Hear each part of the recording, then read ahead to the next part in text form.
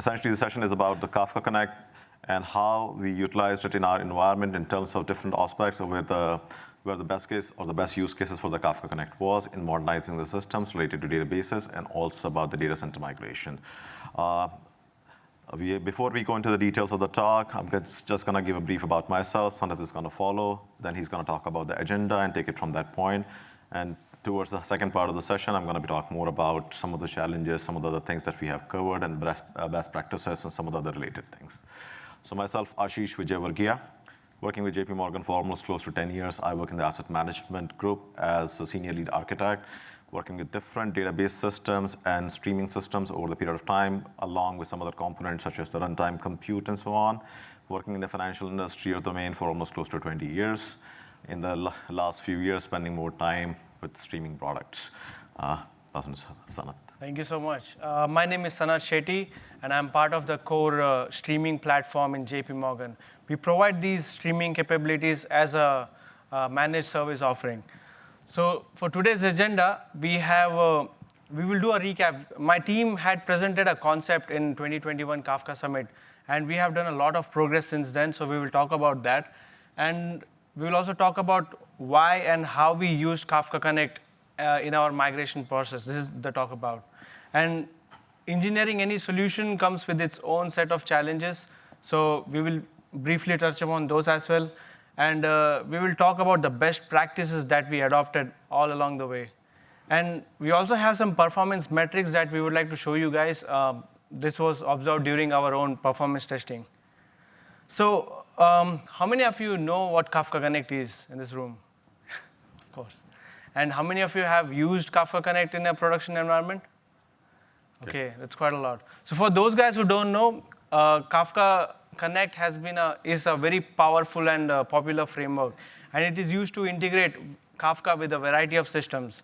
Now, when you can integrate these systems with Kafka, you can also integrate this system with Kafka as a bridge in between. So you can build end-to-end pipeline with Kafka, and it's highly scalable. It works as a cluster of workers, and these workers have these individual parallel tasks that performs the actual implementation of the operation.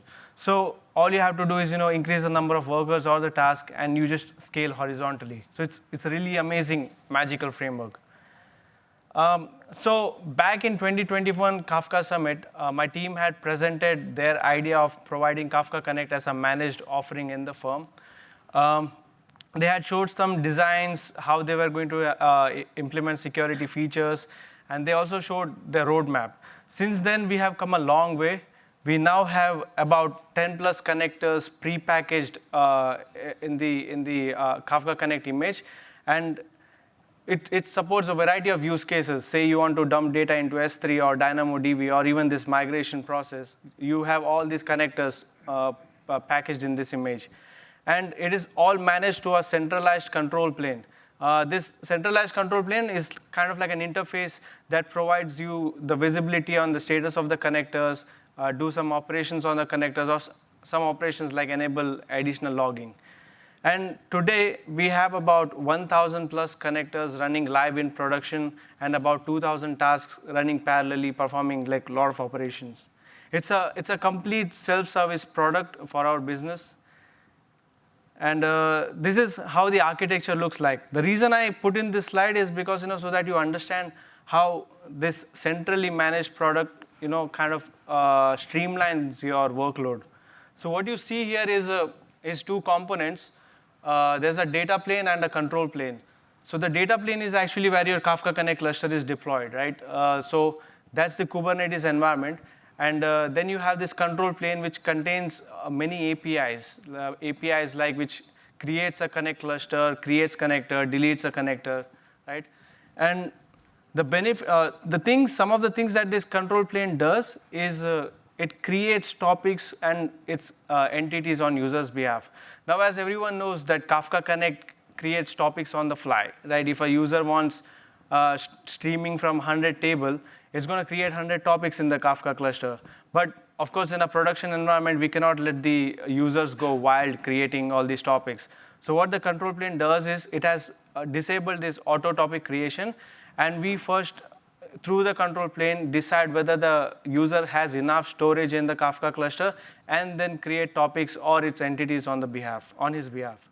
And the Kafka Connect endpoints are all, it's open. So what we have done is we have written some REST extensions on top of it so that the user can authenticate using some type of like AD, like Active Directory Federated Services. Right? So we have secured the endpoints as well. And it also does property abstraction and validation. Say, for example, take this Debezium connector, right?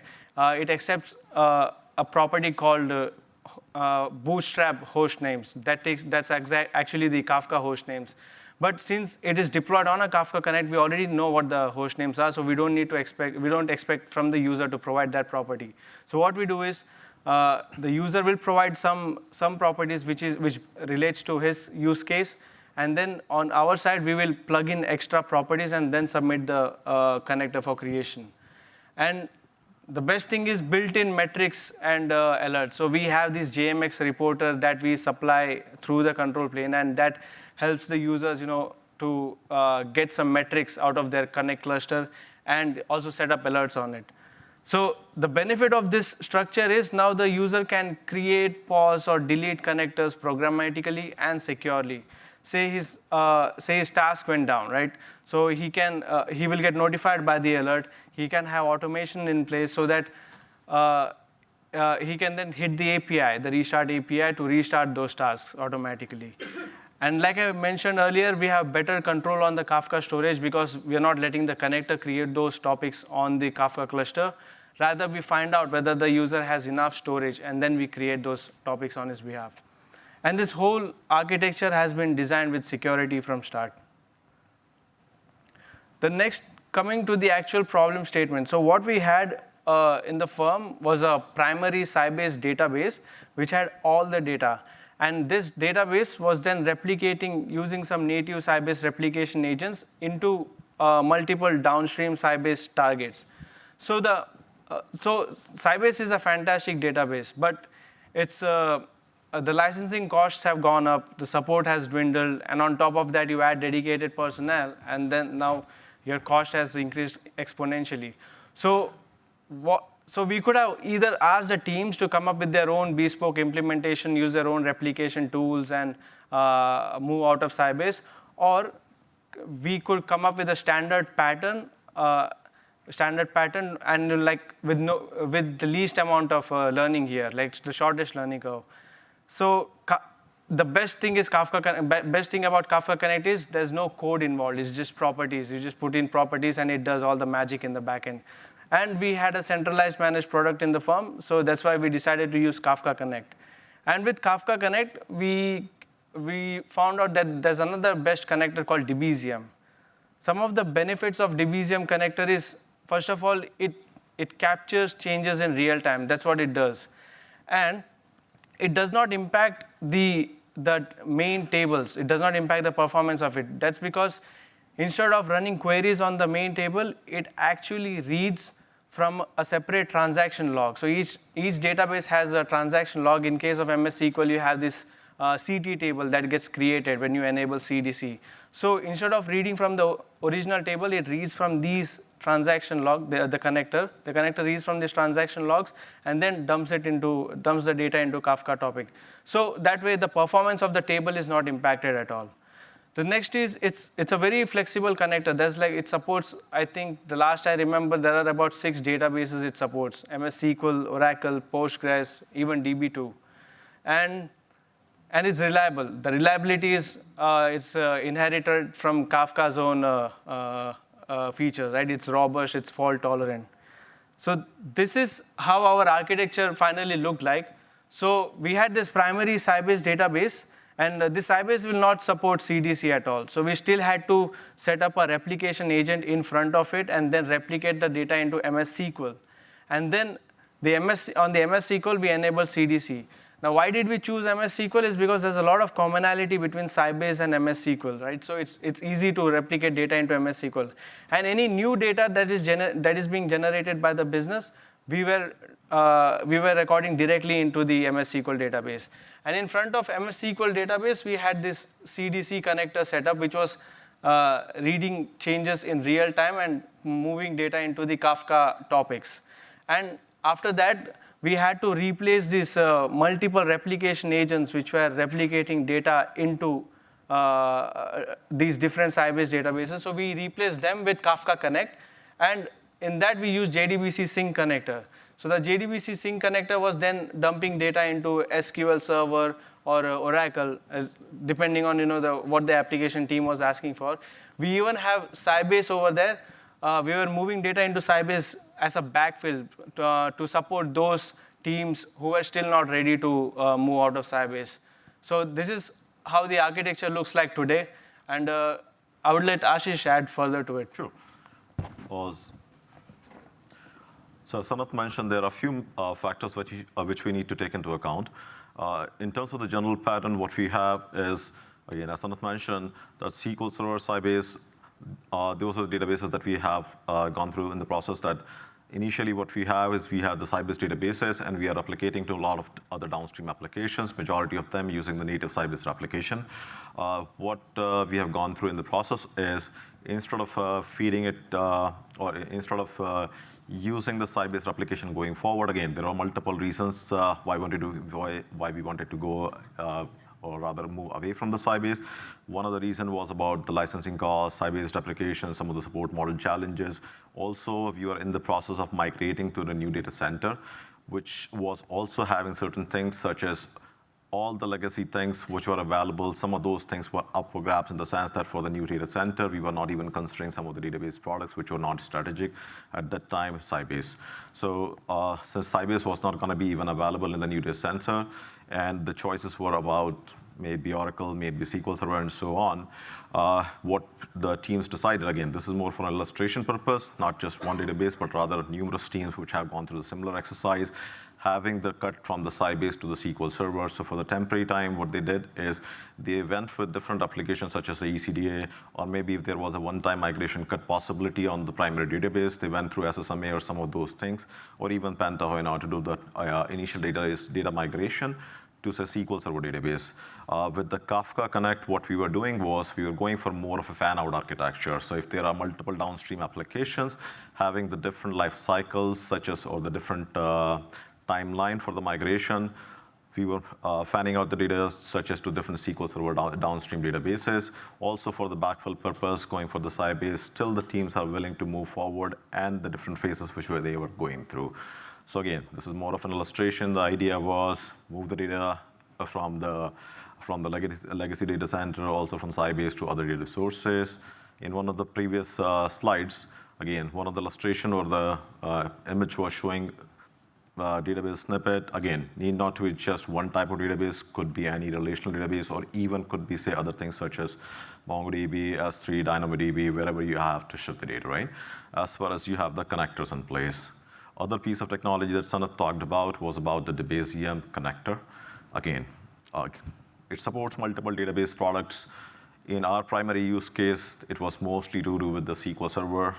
Process is rather simple, such as what you're going is enabling the CDC process on the SQL Server database, and afterwards it results into creation under a set of tables, which is like CT tables.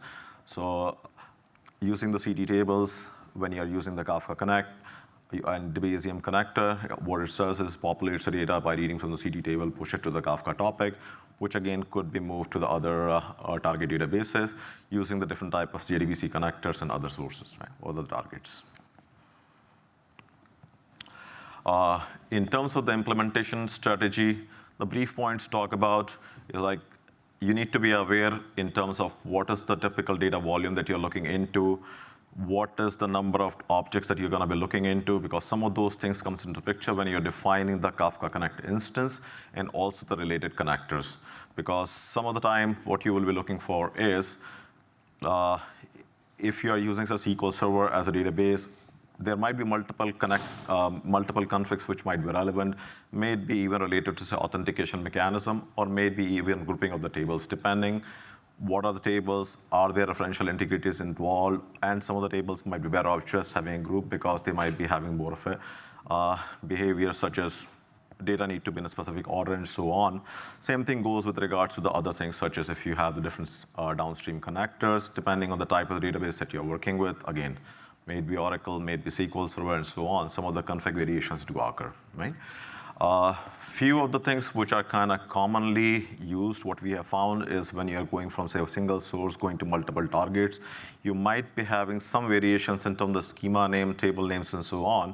What you might be looking in that case is a handful of connector or the transforms, right? So what we noticed is 3 of these transforms were mostly used by majority of teams in their process, such as if you're just uncovering the payload, you're looking for the extract of the new records, right? From the Kafka topic, whatever the load that you got, you're extracting the records so that you can move it to the target table. Other thing is about the regex, again, going to the point with regards to, say, name of the table. If there are schema variations, some of these things need to be tweaked, could be handled using the transform, right? Other thing is sometimes you are looking for a target in which you may not be looking for having the exact copy of all the columns. What typically teams do is, on the source side, they may not be doing SSH filtration in terms of picking the column, but on the target side, they might be willing to do some kind of transform in case they have to drop a specific field or so on, okay? Now, for the database or the data migration process, again, the variations do occur. Some of the teams might be looking for, say, having a weekend maintenance or the weekend window where they may be able to perform a clean cutoff, such as take a large window, migrate the data from the primary database to the target database, which might be used again for fanning out to the multiple downstream applications, or they may be having a requirement that they cannot perform such a long window. So in that case, it might be a combination, such as having the bulk extract done and then afterwards having some kind of application in place, or could be a combination of things such as SSMA or Panta or Parallel or these kind of things in order to perform the larger migration, but have supplemental using some replication and those kind of stuff, right? So the variations do occur in terms of the migration process for the data.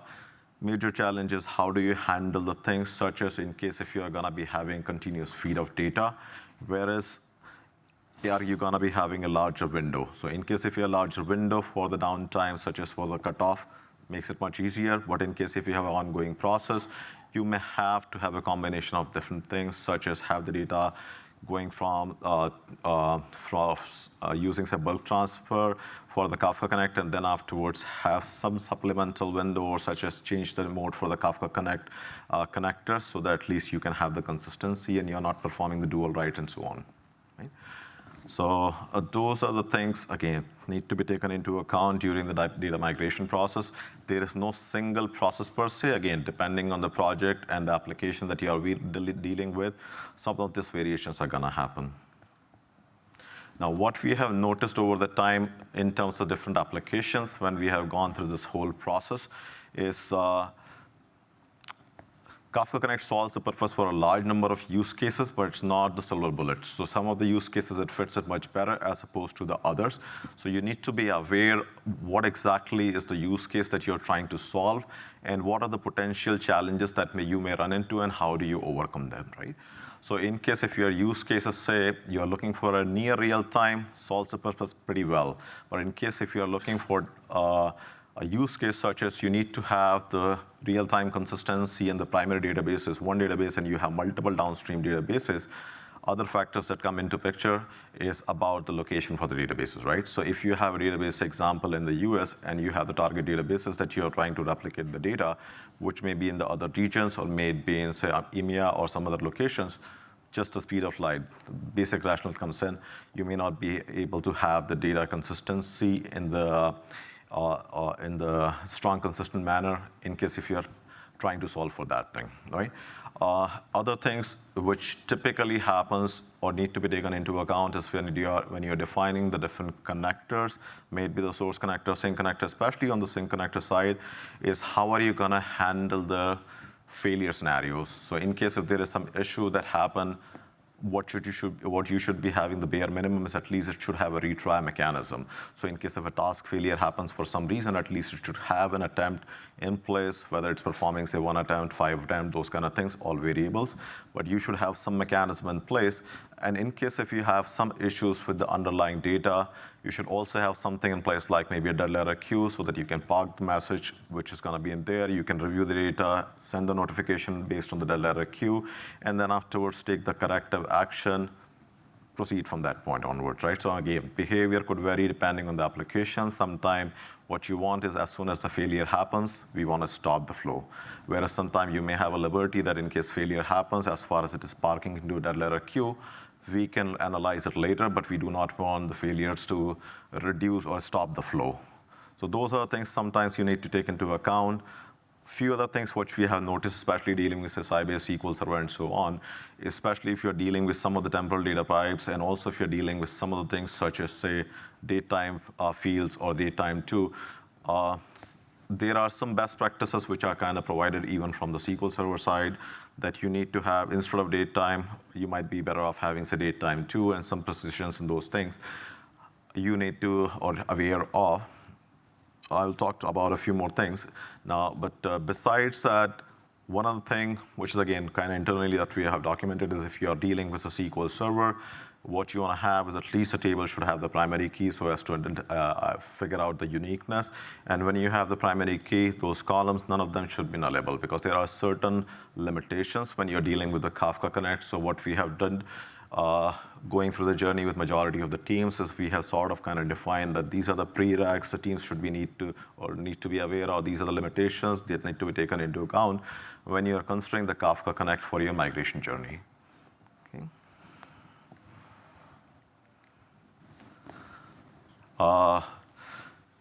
In order to make sure that the systems are performing, basic caveat, the basic point is you are going to be using the certain monitorings, whether you're looking for the end-to-end latency, whether you're looking for the throughput, or how exactly the system is performing in general. Certain things which are kind of available out of the box, you can use the metrics endpoint to find out what exactly is the behavior of the system, different parameters. You can find out what is the throughput, what is the usage of the memory.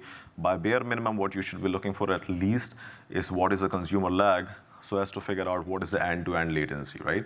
So in case if you are inserting the data by some process on the source database, how much time it's taking before it is persisted into the target database, at least that need to be taken into account so that you can see in case if it is actually solving the purpose what you're shooting for, or in case it is still within the reasonable limit, or if it is kind of thing which need to be optimized further, right?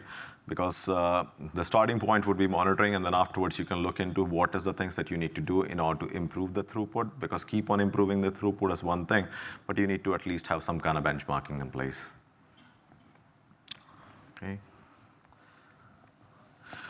Few things, again, kind of best practices and also sort of things that need to be taken into account is when we talk about the maintenance, right? So again, with the Kafka Connect, in the migration process, what you have is you have multiple components.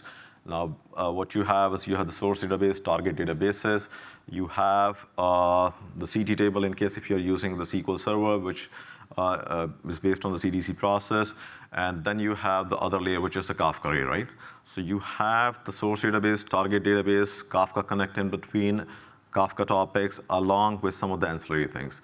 So you need to make sure that the maintenance is taken into account for all those processes. So when you deal with the SQL Server database, when you enable the CDC, that results into creation of the CT tables. Again, certain basic things that need to be taken into account is you define the parameters such as for how long you want to keep the data in the CT tables, how exactly this thing is going to be cleaned up, whether you're defining a window, say 72 hours, 24 hours, based on the parameters, you can define those things. In terms of Kafka, again, typically the retention is going to be based on what you're defining for the retention window or the storage. What you don't want is you are having a Kafka topic in which you are storing the data for fanning out to the different target consumers, and before the consumers can consume the data, you ran out of the storage in the Kafka topic, right? So in that case, you're unnecessarily spending the time in order to remediate the issue. Better thing is to have a proper analysis done in the first place so that you have ample storage on the Kafka layer, not to run into the issues related to some of the storage things. So some of those things need to be taken into account. Again, in terms of the patching and updates and all, those are the regular things which you deal with any of the products, may it be, say, Kafka, may it be databases and so on. Just a best practice sort of things that you need to take into account. Also, in terms of your disaster recovery plans and all, typical implementations of Kafka Connect, what we have gone through is you're defining on the multiple layers. So example, if you're dealing on the purely for the Kafka Connect, you're deploying on the Kubernetes, and you're deploying that more as a stateful set, right? So the basic suggestion is to have at least on multiple clusters. So if one cluster is knocked off for any XYZ reason, at least you are not impacted. And since it's a stateful set, the other parts are going to be able to pick it from the point where it fails, and it's just going to pick it from there, right? So you want to make sure that you are defining the clusters so that in case if there is any issue, such as a SR event or DR event and so on, you're not going to be impacted, and system is going to hum along as per the required SLAs. A few points I already talked about in terms of best practices while I was talking about the previous slide and so. What other things that need to be taken into account, example, Kubernetes I just touched upon. What you need to make sure is you're taking high availability into account. So what you're doing is you're utilizing the multiple clusters, defining the Kafka Connect as a stateful set with the appropriate number of members and so. So in case if the cluster is impacted or a node is impacted on the Kubernetes, you're not impacted with that, right? It should technically restart the pod, or you should restart the task, whatever is related to the Kafka Connect automatically in case if there is a node failure or in case of the pod failure and so on. One other factor is when you're dealing with the Kubernetes cluster, the resources for the Kubernetes also comes into picture. So if you're defining, say, n number of workers, n number of tasks and all on the cluster, you need to be aware of how much resources are required. In our case, what we ended up doing is we ended up defining this for a given cluster or for a given Kafka Connect setup. You can have up to, say, 20 instances or the 20 connectors for a given Kafka Connect instance and so on. And within a given connector, you can have this many n number of tasks, right? So depending on your experience and also type of the cluster that you're using and the resources which are there on that cluster, you may have to come up with some of those guidelines. Again, depending on the environment, variations could occur. One basic thing is when you're defining this stateful set on the Kafka or the Kubernetes layer, what you're going to be looking for is, even though you're looking for a the high available cluster, but it's not that in case if your database is on the East Coast and if you are defining the RESTful or the Kubernetes setup, if one cluster for the Kubernetes is in the East Coast and one cluster is in the West Coast, and you are having the stateful set, but if your source and the target databases, they are on the East Coast, may not be the right fit. What you might be looking for in that case, the better option would be to rather have the two clusters, even for the Kubernetes in the East Coast. Again, data centers could vary. Instead of one data center, you want to define to two different data centers so that at least you have the high availability in place in case one data center is impacted. But you just need to be mindful in terms that in case if you are having the regions or the clusters that far apart, you might be running into some of the latency challenges. Some other basic things, such as in case if you are going to production, any of the system, basic things are at least perform the meaningful testing in the lower environment, maybe the UAT environment, not necessarily the dev environment, but at least perform the meaningful testing in the UAT environment so that you're not having as many surprises when you're going to the production. And in case if there are any kind of data things, the basic suggestion is to try for all possible data types what you are expecting in your system. Because what we have noticed is some teams, they perform the tasks such as majority of tables are taken into account when they are performing the testing, but some teams, they usually go perform testing for a handful of tables, solves the purpose, well and good, and all fine. Where without going through all the analysis of all the data types involved, if you are performing a basic analysis such as using the characters, varchar, or maybe the integers, any system is going to perform fine. But in case if you are looking at the other data types which are involved, you may have to do some kind of tweaking, whether maybe using some kind of transforms or maybe some kind of data type mappings and so on. Just be mindful of that. Perform the due diligence before going into the production. Again, simple best practice thing. So performance metrics is again more for illustration purpose. What we have tried is increasing the number of tasks for a given so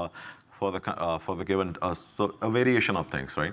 So in case if you're dealing with the table which is going to be having less number of columns, perhaps the performance would be different as opposed to the table in case if you're having a large number of columns within that. Other thing is in case if you're increasing the number of tasks for a given connector, you are probably having the advantage of, say, utilizing the parallelism, provided you have enough number of partitions for the topic associated to the table. But at the same time, just by linearly increasing those is not going to provide you the incremental increase in the performance. You will hit a sweet spot, such as by increasing the partitions and the number of tasks to maybe say 10, 12, 16, depending again on your system. The incremental performance increase is not much. So in that case, what you might be looking into is defining this many number of connectors solves the purpose. Further defining more may not be as much helpful, but I may be able to accommodate additional number of connectors in the same Kafka Connect instance if I restrict the number of tasks and the number of connectors for a given Kafka Connect. So you may have to take that into account for those things. Now, this table is more for illustration when we were trying to see, in case if we tweak some of these things, how much benefit we are getting, and does it make any sense to keep on repeating the exercise by increasing the number of tasks on the tables and all those kind of things. So that is one part. Sanat, do you want to add a few things? Open for All right. Q&A. If not, then we can open for the questions. Okay, thanks so much.